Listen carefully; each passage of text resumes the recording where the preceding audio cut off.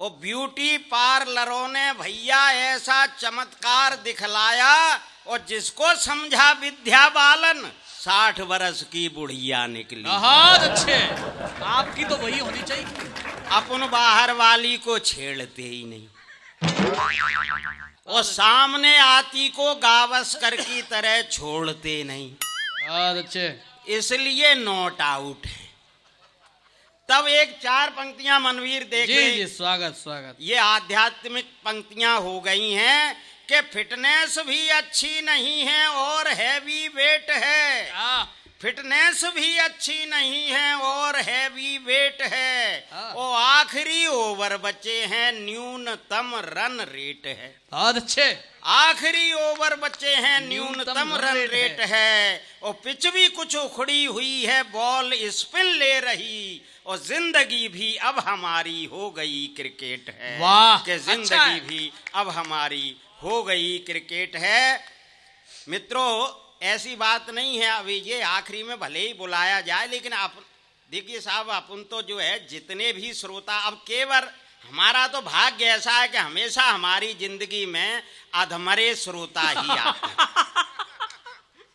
अब हाँ, ये केवल आत्महत्या के शौकीन श्रोता यहाँ रह गए। कुछ तो बाकायदा चद्दर ओढ़ के सो गए हैं। देखिए आप उधर दृश्य देख लीजिए। लेकिन बहरहाल हमारे अधिकारी गण बैठे हुए हैं और ये आपका पवित्र आयोजन है, इसलिए मैं 4 पंक्तियां अटल जी के, चूंकि उस शहर से आया हूं जी, अटल जी के शहर से आया हूं, इसलिए उनके सिद्धांतों की 4 पंक्तियां पढ़ रहा हूं जी।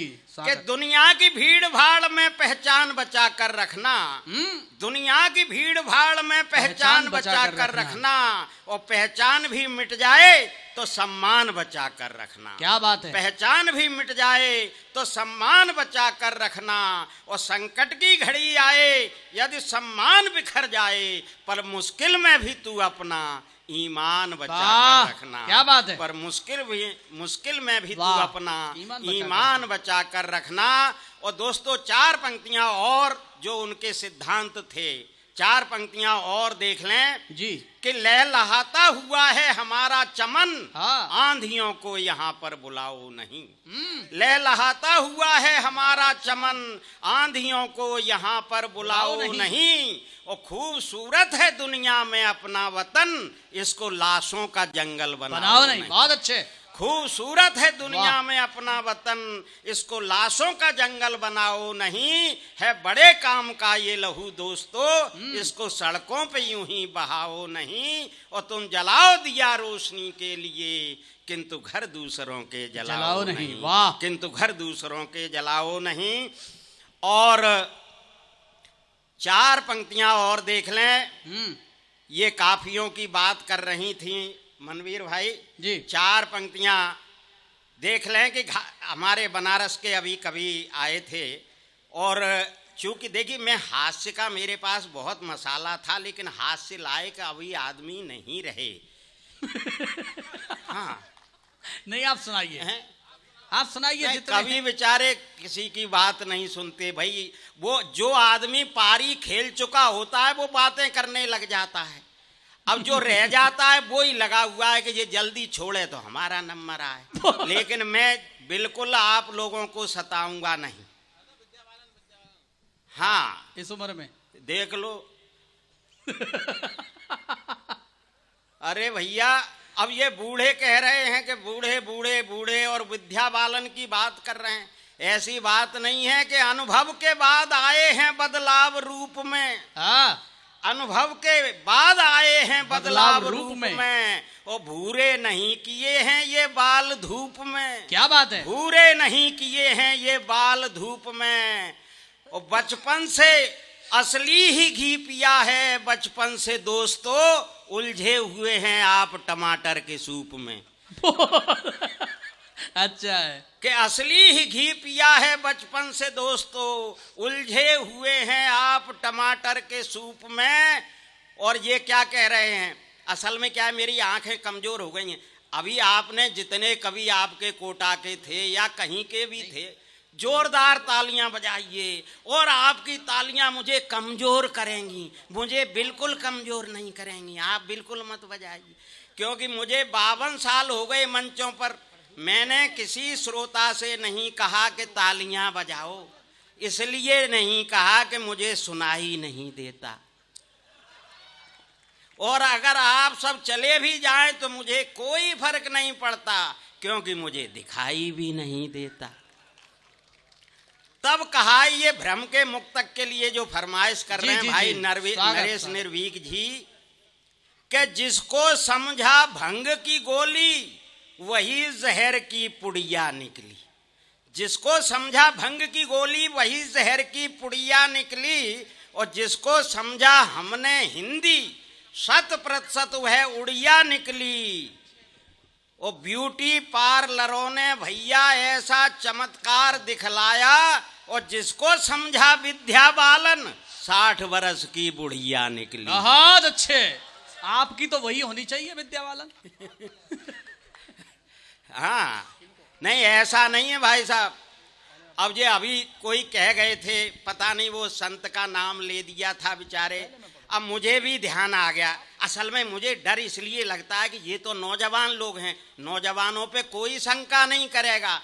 दरअसल आजकल बूढ़े बूढ़े लोगों ने ऐसे कृत्य कर दिए हैं, बहुत अच्छे, कि बूढ़ों पर ही ज्यादा शक किया जाता है। तब मैं ब्राह्मण होने के नाते रामायण की चौपाई मैंने पढ़ी है कि राम राज्य नहीं काहुई व्यापा, उसके आगे की एक पहली चौपाई है, देहिक देविक भौतिक तापा और राम राज्य नहीं काहुई व्यापा। तो भाई साहब मैंने भगवान से निवेदन किया है, भगवान से निवेदन किया इस चौपाई के माध्यम से, कि भले ही हमें व्याप्ति रहे दैहिक दैविक भौतिक तापा, लेकिन चिन्मयानंद और आसाराम की तरह बिगड़े नहीं बुढ़ापा।